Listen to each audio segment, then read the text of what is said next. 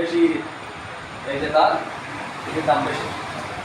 ও তো বেলাইন তারও বেলাইন তার ওই মেশিনে 200 ওয়াটের মেশিন। আর এই কারে টেনি পাবে না তো এই যে তার যদি টেনি পারবে না। এখানে খাবার রাখো খাবার। হ্যাঁ ওতে এতে ফ্যান কি খেলা হয়েছে নাকি?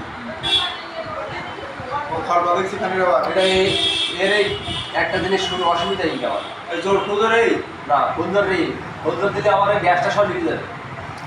আমার একটা জিনিস কি বলছেন এইটা যদি অ্যাঙ্গেলটা যদি ওই ওইরকম জায়গায় থাকতো ওই বিল্ডিং ওই সাইডে সিলিংয়ে থাকতো তাহলে কোনো অসুবিধা হতো না। আরে তো আমি লাগাবো আমি ওই বাড়ি ও কি করলাম এই হচ্ছে আমাদের সুপারভাইজার।